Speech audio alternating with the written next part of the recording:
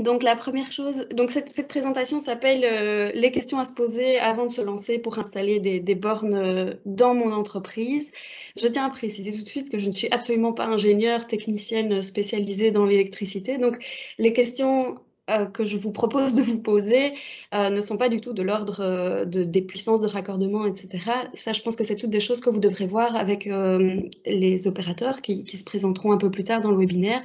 Mais l'idée avec cette sorte de checklist, c'est de vous poser les questions en tant qu'utilisateur. Quels sont vos besoins, quels sont vos souhaits, pour arriver avec un espèce de cahier des charges déjà auprès de votre opérateur et savoir ce que vous voulez. Et puis après, en discutant avec lui ou avec plusieurs, vous verrez si c'est réaliste, si c'est financièrement envisageable ou si vous visez un peu trop haut. Mais au moins, vous avez une idée claire de ce qu'il vous faudrait et vous pouvez avancer avec les idées claires. Parce qu'une fois qu'on a commencé à creuser des trous et poser des câbles, c'est un peu tard pour changer d'avis. La première chose, je pense, en tout projet, c'est de se demander pourquoi est-ce qu'on se lance. Donc, quel est mon but en installant des bornes de recharge? Donc, la chose la plus fréquente, c'est simplement je veux recharger les véhicules électriques de ma propre flotte.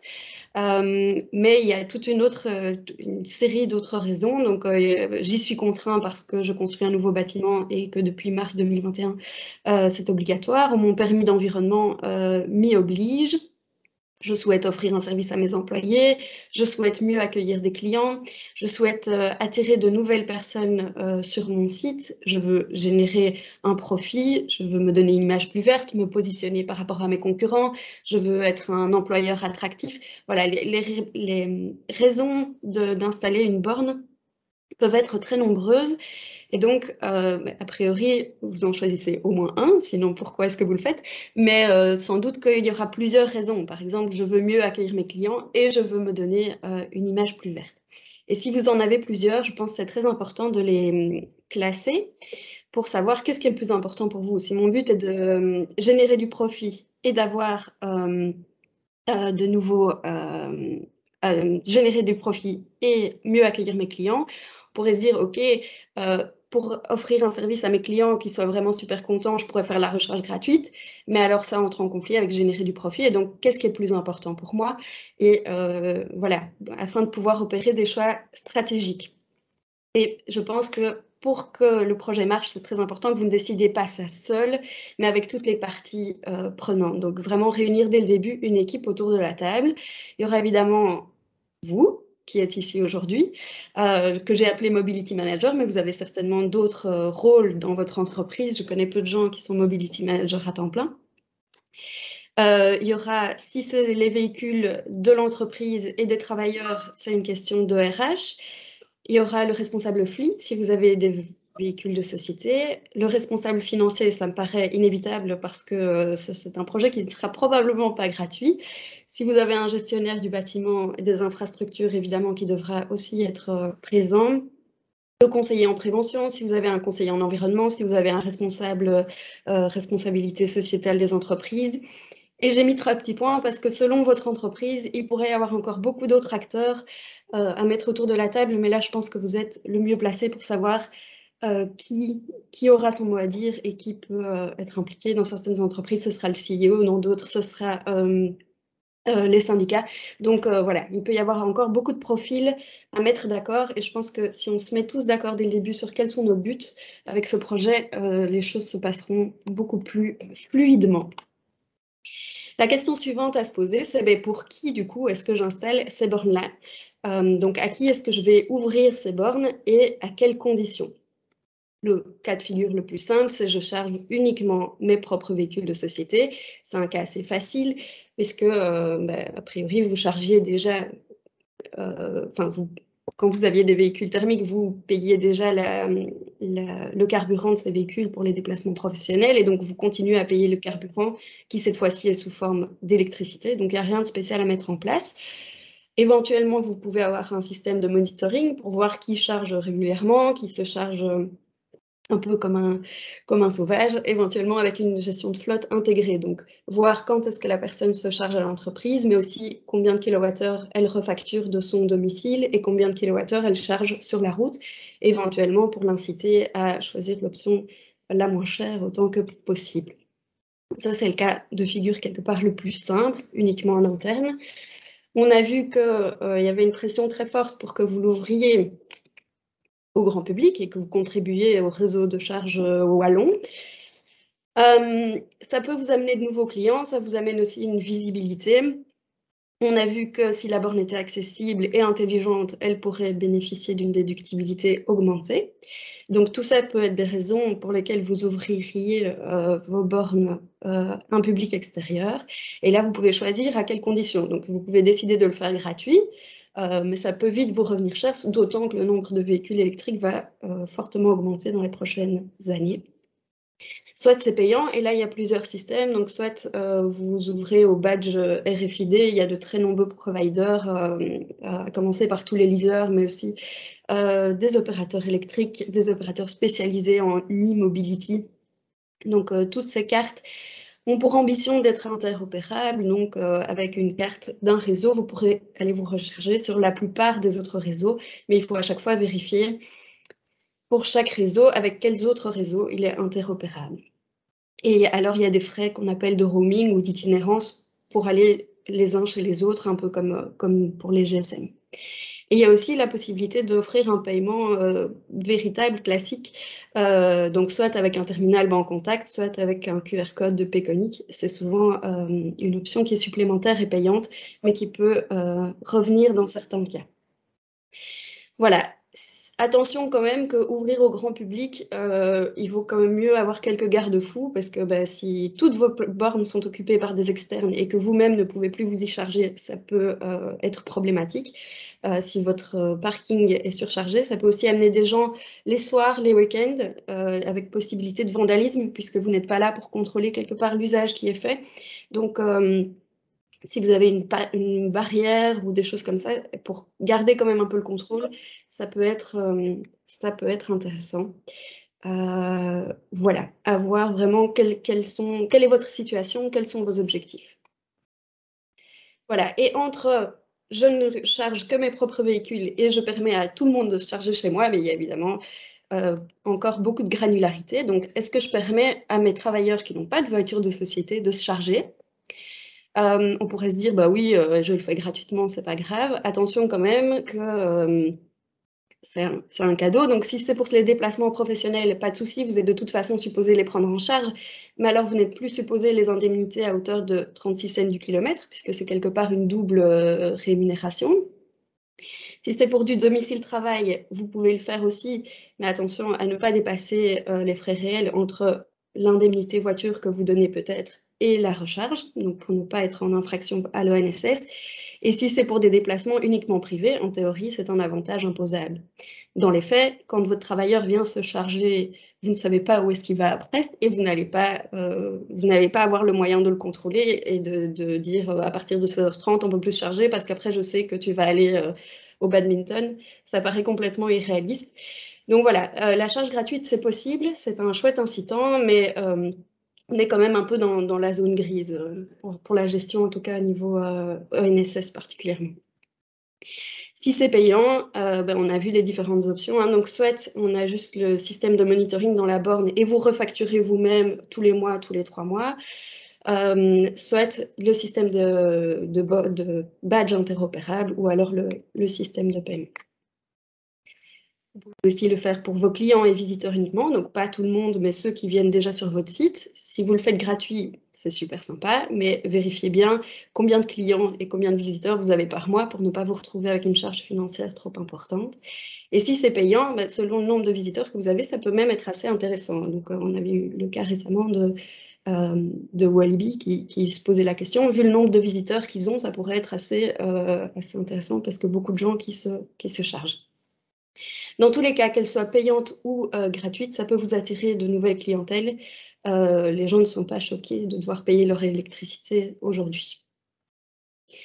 Et un point sur lequel j'aime bien attirer l'attention, c'est aussi les entreprises voisines. Donc, vous n'avez peut-être pas d'entreprise voisine, mais quand même beaucoup d'entreprises sont situées sur des zonings ou dans des endroits, en tout cas, où il y a plusieurs entreprises. Posez-vous la question parce que vos voisins sont probablement dans une démarche similaire, ils sont soumis aux mêmes lois que vous, donc eux aussi ils se posent la question 2023-2026. Est-ce que ça vaut la peine que tout le monde ait une infrastructure pour les jours de pic et de plus grosse affluence, ou est-ce qu'au contraire on se fait chacun la moyenne, mais que le jour où c'est la grand-messe et tous les employés viennent de partout à votre siège, qu'ils puissent éventuellement aller se charger chez les voisins et inversement. Et là de nouveau, refacturation via le monitoring ou par carte. Voilà. Donc ça vous donne déjà un peu la complexité du problème. Une fois que vous avez identifié ces différents publics, vous avez décidé, OK, les clients non, les visiteurs oui, mon personnel non, mes payants, enfin voilà, vous avez décidé tout ça. Vous avez une meilleure idée de qui seront vos utilisateurs, vous pouvez essayer d'évaluer leurs besoins. Donc, si c'est des gens qui seront toute la journée au boulot, et donc ils vont rester 8 heures, il n'y a pas besoin d'un super chargeur de Tesla. Je ne suis plus en évidence, me dit Teams. Merci. Donc, s'ils restent toute la journée au boulot, il n'y a pas besoin d'un superchargeur de Tesla, puisqu'ils vont rester pendant 8 heures, ils peuvent se charger très calmement. Si vous avez des visiteurs qui vont rester en moyenne 20 minutes ou 1 heure, là on peut se dire, OK, je vais au moins investir dans de la charge semi-rapide, voire rapide, pour qu'ils puissent repartir après chez eux, surtout si vous avez des visiteurs qui ont tendance à venir de loin.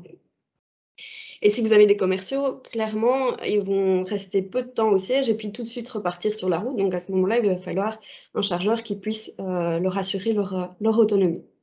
Attention qu'il y a votre chargeur, mais aussi en fonction du type de véhicule, parce que toutes les voitures n'acceptent pas une charge ultra rapide. Et donc, ça ne sert à rien d'investir dans des bornes qui vont très très vite si derrière vous n'avez que des voitures qui ne sauront pas se charger aussi vite que ça. Voilà, une fois que vous avez identifié ça, vous pouvez évidemment le faire avec des professionnels, hein, vous ne devez pas vous débrouiller tout seul dans votre coin. Vous pouvez choisir d'installer par exemple X bornes lentes, X bornes semi-rapides et X bornes rapides, ou avoir des bornes qui font un peu tout ça et qui sont smart et donc qui modulent la charge en fonction de qui se charge et quels sont les besoins de cette personne ce jour-là. Et la dernière question à se poser, c'est OK, ce public cible, combien de personnes ça représente et donc de combien de bornes ai-je besoin?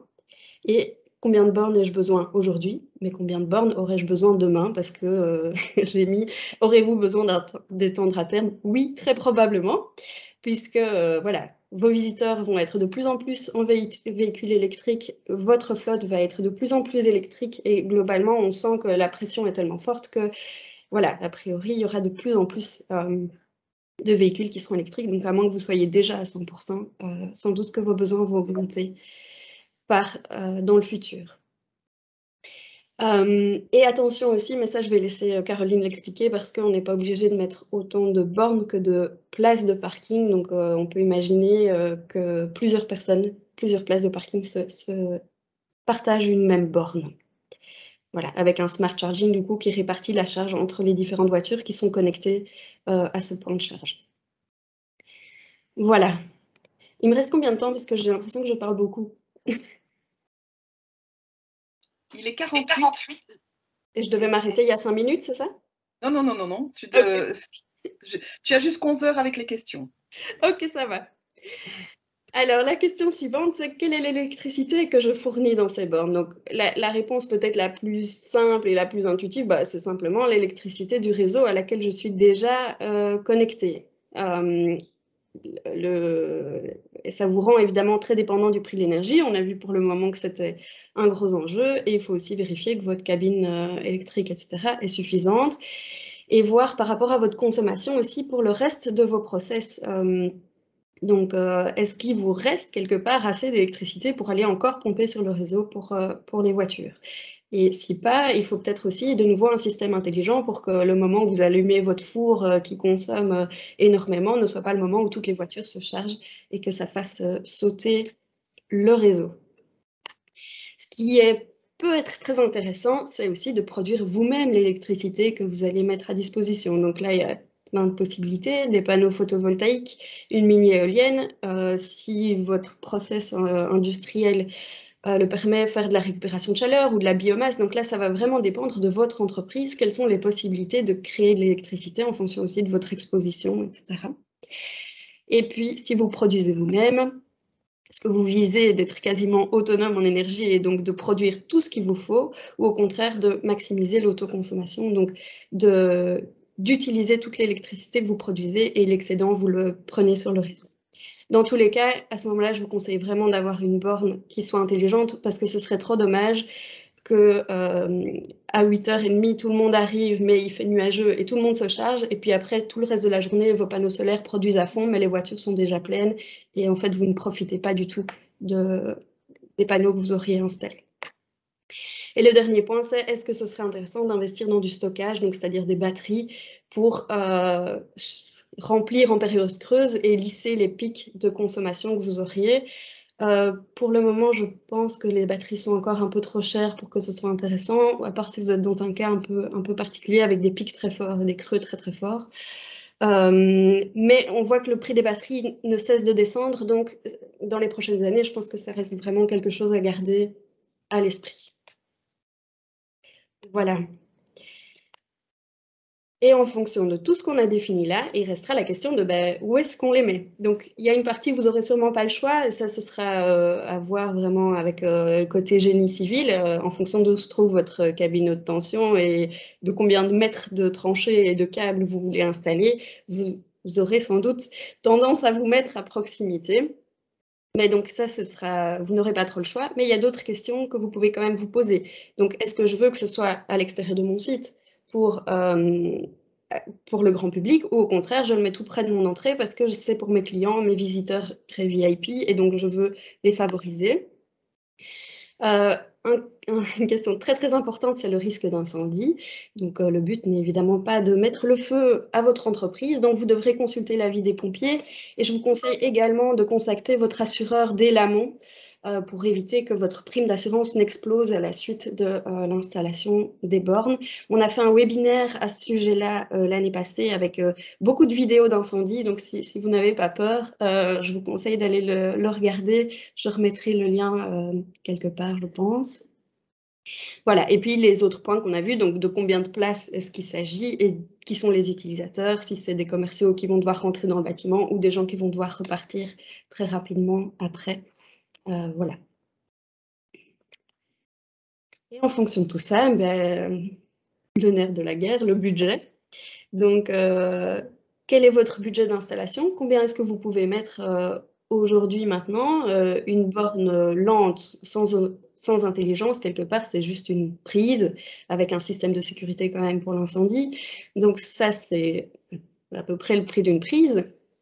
Une simple borne semi-rapide qu'on va installer chez le particulier, on tourne grosso modo, hein, c'est vraiment des ordres de grandeur, ça peut varier très très fort en fonction des options, mais grosso modo 2 000 €, un petit cluster d'une petite entreprise entre 10 000, 20 000, 25 000 €. Et alors si c'est beaucoup plus grand et qu'il y a beaucoup de génie civil, qu'il faut creuser des trous, etc., mais il n'y a pas de limite, hein, on peut faire un projet très très ambitieux. Et éventuellement, si vous le souhaitez, ajouter les coûts de production de l'énergie, donc l'installation de panneaux solaires, d'une éolienne et autres. La plupart des entreprises sont propriétaires de leurs bornes, mais c'est quand même intéressant de le mentionner qu'il y a possibilité d'avoir des systèmes de leasing de bornes ou de charging as a service. Donc à ce moment-là, vous n'êtes pas propriétaire des bornes, vous les louez, même si elles sont installées physiquement chez vous. Et donc vous externalisez vraiment l'ensemble et voilà, au niveau comptable, dans certains cas, ça peut être plus intéressant que d'investir. Mais voilà, je le mentionne. Oui, ne pas négliger le coût d'exploitation. Donc, si vous le gérez entièrement vous-même, ça peut être gratuit, mais alors évaluez soigneusement le temps que vous devrez y consacrer parce que c'est aussi un investissement. Vous pouvez aussi externaliser la gestion et si vous voulez qu'elle soit accessible au public, c'est indispensable. Et donc là, en fonction du niveau de service que vous voulez avoir et du nombre de points de recharge concernés, on peut aller de quelques dizaines à quelques centaines d'euros par mois. Évidemment, la dernière question à se poser, c'est si votre objectif était de générer du profit ou en tout cas d'être à l'équilibre financier, faites bien un business plan avec votre installateur pour voir en combien de temps vous allez rentrer dans vos frais. Et vous, voilà, quels sont vos objectifs parce que c'est évidemment pas le seul projet que vous avez en cours, pas le seul projet d'investissement que vous avez en cours. Donc, faites bien l'évaluation dans combien de temps vous serez à l'équilibre ou bénéficiaire. Voilà. Et le dernier point, c'est le temps. Donc, je l'ai quelque part abordé. Donc, la première question, c'est dans combien de temps est-ce que vous voulez que les bornes soient opérationnelles? Vu la pression qu'il y a pour le moment sur les bornes, il faut compter vraiment quelques mois parce que de toute façon, il y a le temps de creuser les trous et de faire l'étude, etc. Ça prend de toute façon quelques mois. Mais là, je pense qu'aucun opérateur ne me contredira. Pour le moment, il y a vraiment énormément, énormément de demandes. Donc, prenez-vous-y bien à temps parce que vous n'êtes pas le seul à vous bousculer au portillon. Combien de temps est-ce que vous pouvez passer pour préparer l'installation avec votre opérateur? Et puis, sur le long terme, combien de temps par mois, par semaine pourrais-je consacrer à l'exploitation?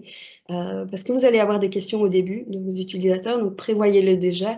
Et puis sur le long terme, si vous facturez vous-même, par exemple, ou que vous faites le suivi de la flotte et que vous devez rappeler à un tel que s'il pouvait arrêter de se charger sur les recharges de voirie, ce serait bien parce que ça commence à coûter cher à l'entreprise. Tout ça, c'est à prendre en compte dès l'amont pour que vous ne soyez pas surpris et déçus de vous dire en fait ce projet commence à me prendre beaucoup trop de mon temps que je n'ai pas en fait et que je souhaite consacrer à d'autres choses. Donc comme ça, vous pouvez vous y préparer et je pense que c'est fini. Voilà. J'ai vu qu'il y avait plein de questions dans le chat et je vous avoue, je ne les ai pas lues parce que sinon j'étais trop distraite. Donc je vais écouter Céline qui va les poser et à mon avis, je ne saurais pas répondre à tout. Non, donc déjà, on a encore quelques minutes, donc je rappelle à tous ceux qui ont envie n'hésitez pas à poser vos questions dans le chat. On ne saura malheureusement pas répondre à tout aujourd'hui, mais par contre, on prend bien note de toutes ces réponses et on les enverra aux différentes personnes concernées, aux différents experts, et on reviendra avec les réponses en tout cas dans un article bien détaillé. Donc n'hésitez pas à poser vos questions. On a en tout cas un retour d'expérience de Thomas Cannon qui dit que les bornes plus lentes sont pertinentes quand les voitures restent là toute la journée. Et donc, ce qui est leur cas, donc ça peut vraiment, comme tu disais, appuyer le fait de penser quel type de borne on installe. Et alors, il y avait une question de justement comment est-ce qu'on gère ce parking avec ces différents types de bornes. Quand est-ce que la personne a fini de se charger? Est-ce qu'on demande à la personne de changer de place ou pas? Comment est-ce qu'on gère son parking? Donc là, on a eu 2 questions sur cette thématique-là. Voilà, je ne sais pas si tu as des réponses ou si c'est une grande question que tout le monde se pose. Alors oui, dans l'idéal, on voudrait que les gens retirent leur voiture une fois qu'ils ont fini de charger, mais je pense que Caroline vous l'expliquera un peu dans sa présentation, donc je ne vais pas trop anticiper, mais c'est rare que les gens aient la discipline de le faire. Donc, prenez le parti pris qu'ils ne le feront pas et que vous devez trouver une autre manière d'assurer la rotation entre les recharges. Mais là, je vais laisser Caroline expliquer parce qu'elle a trouvé des solutions très créatives au fur et à mesure des années. Donc voilà, donc il y avait aussi en effet, comme tu l'as dit, la question des assureurs et donc de bien vérifier à l'avance parce que d'autres personnes en effet mettent en avant que le risque incendie va avoir un impact au niveau de l'assurance et avec souvent une distance de minimum 10 mètres par rapport au bâtiment pour l'installation de bornes. Donc voilà, comme ça la question est posée. Alors, petite interlude, nous avons en effet quelqu'un qui demande quel style de présentation tu as utilisé. C'est Prési pour ceux qui voudraient tester un autre style de présentation. Sinon, voilà, on a des questions. Est-ce qu'on peut passer des câbles en aérien? Voilà, ça, je pense. Ça, je vais laisser un opérateur répondre. Je ne sais pas, Ludovic, si tu veux répondre à cette question. Oui, si vous voulez me rappeler la question. Est-ce qu'on peut passer des câbles en aérien pour installer des bornes de recharge? Non. Une des solutions qui a été proposée dans certaines communes, avec des dérogations communales, c'est d'avoir le câble au sol avec des espèces de tapis de protection de câble qui permettent aux personnes de pouvoir, en toute sécurité, passer au-dessus du câble avec des poussettes, trottinettes, les enfants et autres. Donc ça, c'est la seule solution que, en ce moment, la politique a trouvée pour, en effet, le passage de câbles sur le trottoir lorsqu'on voudrait éventuellement charger son véhicule et qu'on n'a pas une place de parking indépendante. Oui. Ce sont des tapis de protection qui permettent aux personnes de passer en toute sécurité au-dessus d'un câble. Mais ce ne sont pas encore toutes les communes qui n'acceptent cette application. Et on doit avoir la chance d'être stationné devant chez soi. Toujours une grande question. Oui. On a aussi en effet un partage d'expérience pour dire que de Jérôme Gaspard qu'ils ont installé des simples prises 230 volts et que ça suffit pour les charges hybrides pendant 8 heures, donc c'est toujours intéressant. Et on a Stéphane Timon qui nous signale qu'il y a des applications qui annoncent au conducteur quand son véhicule est rechargé. Voilà, ça peut être une des réponses aussi par rapport à la question de comment est-ce qu'on gère ce parking. Tout à fait. Alors, il faut quand même préciser que toutes les voitures ne permettent pas de signaler quand elles sont chargées, donc l'application ne marche que si la technologie suit. Et puis, il reste un facteur humain de même si je reçois la notification, je ne vais quand même pas bouger ma voiture sur le parking. Mais bon, là, je suis peut-être trop négative, mais c'est une expérience assez concrètement vécue. Voilà. Voilà, mais on a un autre témoignage qui dit que, justement, de Thomas Canon, que les utilisateurs des bornes sont tous sur un groupe WhatsApp pour échanger des infos besoin de place. Ça a l'air de fonctionner pas mal. Mais voilà, il se pose en effet la question de la limite pour les grands groupes. Mais voilà, en fonction de la taille de l'entreprise, ça peut être des solutions aussi très faciles à mettre en place. Alors, j'ai l'impression qu'on arrive tout doucement à la fin du timing. Et donc, de nouveau, je vous invite à poser vos questions dans le chat. On s'excuse de ne pas savoir répondre à toutes les questions maintenant, mais par contre, on les note bien et elles seront répondues plus tard, ça c'est assuré. Ou si elles n'ont pas de réponse, elles seront transmises au cabinet, comme Héloïse l'a dit. Je rappelle aussi que cette webinaire est enregistré et que si la qualité est suffisante, on le partagera sans problème et que de toute manière, un résumé sera bien mis sur le site. Vous aurez accès à toutes les présentations. Voilà, comme ça, vous avez vraiment toutes les infos, mais n'hésitez vraiment pas à poser vos questions. Si on n'y répond pas maintenant, on y répondra après, et ça, c'est promis.